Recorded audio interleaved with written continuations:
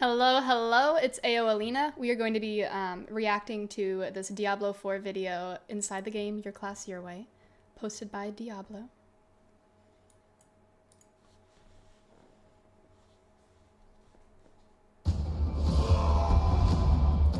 Ah!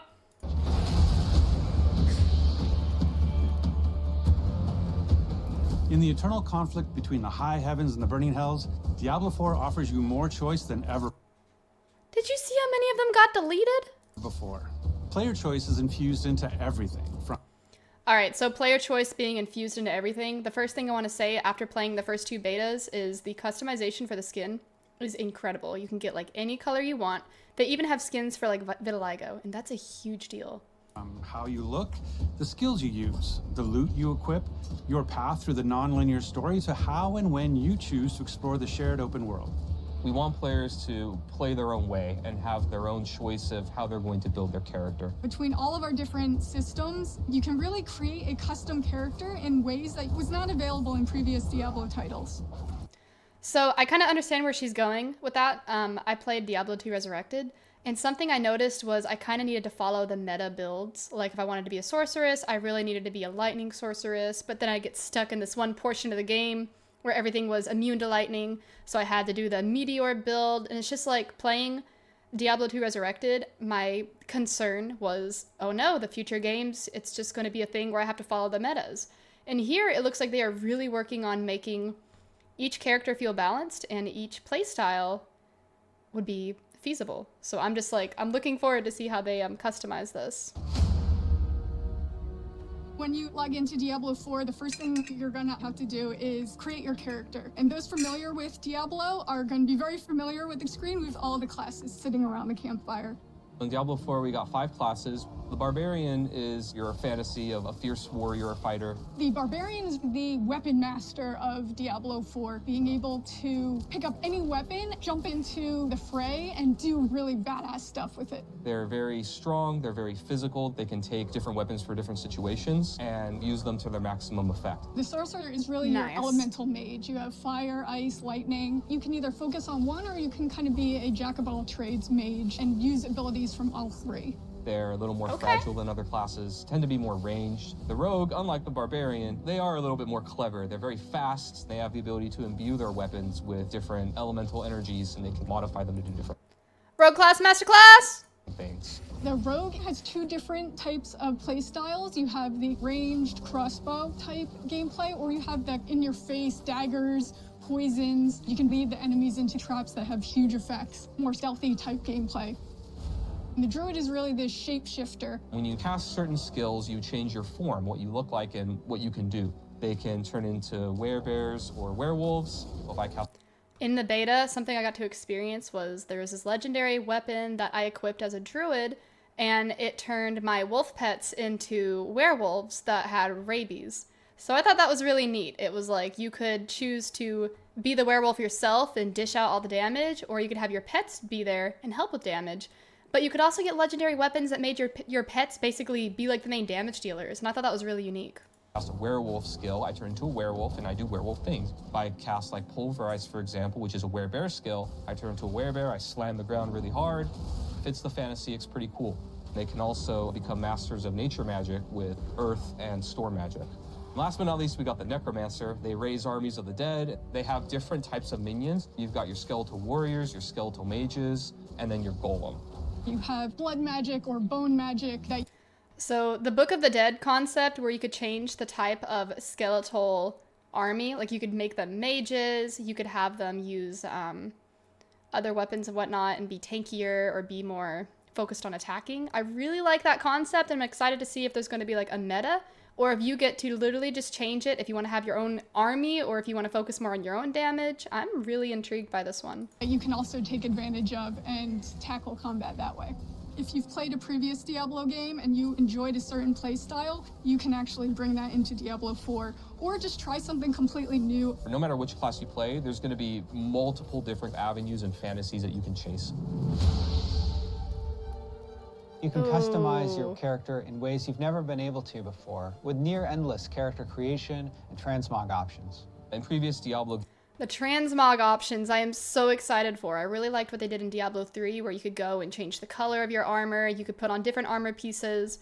So seeing them take that from 3 and putting it into this game gets me really excited. Games, you had to be attached to certain archetypes and look a certain way, and in Diablo 4, it's really up to you how you want your character to look. You'll be able to choose from different facial structures from people all over the world. No matter where you are, you'll be able to say, hey, I can actually make someone that looks like me or looks like someone from my part of the world, which we're really proud of. You can pick a hairstyle for your character, and every class actually has a specific hairstyle that no other class can use. I love that. Each class, they have their little trophy thing. So it's like, ooh, if you play Necromancer, you only get this one side-swept hairstyle. I actually really like that. It like gives them something that sets them apart from the rest. Pick your eye color. We have some really fun ones. We have eye glowing. We have a bloodshot type eye. And then you can actually pick a marking, which is a tattoo or a design that covers your entire character. And there are dozens of those. You can mark your characters in blood. Transmog is the idea that you can take a piece of gear and change the appearance of it to look like a different piece of gear. As far as aesthetics, the sky's the limit. However you can think of making your character, you can make it that way. Everybody's going to look completely different in Diablo 4. One of our pillars for class design in Diablo 4 is this idea that we want players to play the way that they want to. When you first start the game, we introduce you to the idea of the skill tree. As you level up, you get access to these different skills or passives or... Did you guys see how easy it was to respec on the skill tree? Like during the beta, you could literally pay this super tiny amount of gold to respec and change your build completely, like even the way you play. And I love that. Upgrades to make your character more powerful. Each category has a few different skills that are all similar. They're either all defensive or all offensive, all ice or all fire. You can either focus on a very specific section or you can pick and choose. The first skill point when you unlock a new skill is going to give you access to that skill. After that, you can put additional points into any skill that you have, and it's going to make it better, whether it increases the radius or adds some new effect or reduces the cooldown through some special way. You can actually branch out in a very different direction, even if two characters actually started at the same place. The Paragon board is a late game system that once you've completely filled out your skill tree, you think you have a build, it will really let you delve into the theory crafting and the depth of Diablo 4's skill system. And these There are already things for theory crafting that people are discussing and whatnot, and I've heard about the Paragon system, but now they're saying the different boards are themed. It's like if you want to go for this type of playstyle, like for example, the Rabies Wolves, you may have a final skill on this Paragon board that builds around that Rabies Wolf thing. So that's really interesting that it's not just a Paragon board that gives you like +3 to your attack speed or something like that. It's actually customized around these big skills that change the way you play the game. These boards, they can move through them spending their Paragon points, and they have nodes that give them very basic stats like intellect or dexterity. We also have more powerful nodes. We have rare nodes that have different effects where they can totally modify a skill to do something additional or different, or they can even make new connections between skills so that players can have new ways Did they just drag and drop a glyph onto that? to play their character. Legendary nodes are equivalent to legendary powers, where they have more powerful effects that can change the builds in ways that... I want to read these. Like, this is a legendary node. Cheap shot, you deal 5% increased damage for each nearby enemy that is crowd controlled up to 25%. And then it mentions rare nodes here with a 15% damage to crowd controlled enemies, plus 100 armor. You have a press, which is 15% crowd strike damage to crowd controlled enemies, 15% damage to crowd controlled enemies. Devious is 15% damage to crowd controlled enemies, plus 10 dexterity. So are these the nodes that we've selected building up to the legendary node? characters play. You can start planning this long journey of, okay, I want to hit this node, and then I want to hit this node. I'm going to apply this board, and I'm going to start from this side, and really just get into a super complex, very specific. Oh my goodness, I love that. So it's not, you're not going in completely blind. You get to see, I guess, ultimately at the end, what is this node here? What's this power that I want? How can I work towards this? What can I apply to shift my build that leads into this ultimate ability?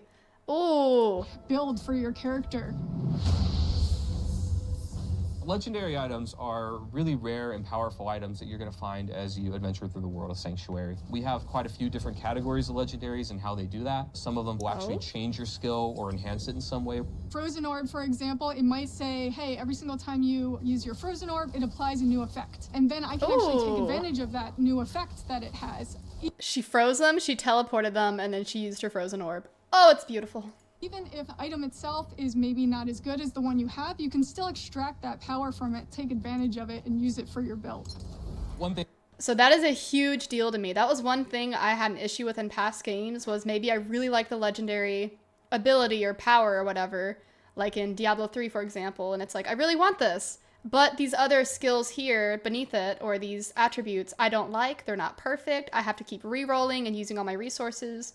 Here, you get to extract the aspect, extract the legendary ability, and literally put it on a different weapon and play your way. I love that. Thing that our players can look forward to is that a lot of our classic, really rare, and most powerful items from previous titles are going to be returning as uniques in Diablo 4. Wind Unique Force! items are very similar to legendaries, but they're unique, which means if that ability is actually on a chess piece, it's always going to be on that chess piece because it's more powerful than a regular legendary effect. Makes sense. Crafting is a big part of Diablo 4. We have all kinds of different ways that you can upgrade and interact with NPCs to make your gear better. You can increase the item level or power of your gear, so you can actually get a piece of gear and just make it stronger. You can also add sockets to your gear so that you can put gems inside of it. There are a lot of different ways that players will be able to customize their experience in Diablo 4. Every single player is going to have a different Quality of life with the gem socketing and unsocketing, you do it all in one place. Like, if you want to put all your gems on, great. If you want to take them off, great. Like, it was so easy in the beta, and I'm excited to experience that in the full release. experience and a different build at the end of the day. Because we have all of these different ways to make your own. There's the vitiligo skin! Oh my goodness! Oh, did I break it? Hold on. It was beautiful. There it is, look at that. And you get to change the pigment. It's not just this, oh, it's clash of color. Like, if you legitimately, like, you can customize any aspect of that, and I love it. Ways to make your own character, there's a lot more possibility compared to previous titles of how you want to play, how you want to build your character. We really are doubling down on this idea that you can look the way you want, you can play the way you want, you can really make your own fantasy in this game. I love that! AoE welcomes all, and so does Diablo 4. In the coming weeks, we'll be sharing even more about how to play your way. Now, our launch on June 6th is getting closer. Closer still if you got early access. And June 1st. we can't wait to see you in Sanctuary. Hail Lilith, Blessed Mother. Oh man. The AoE on all of that is insane. Ooh. Thank you guys so much for watching. Let me know in the comments what your thoughts are. What are you anticipating? What do you dread? What changes are you excited to see from, say, Diablo 2, Diablo 3? What do you want to be carried into Diablo 4, and what do you want to be leaving behind? I am very eager to hear from you guys. Thanks for watching.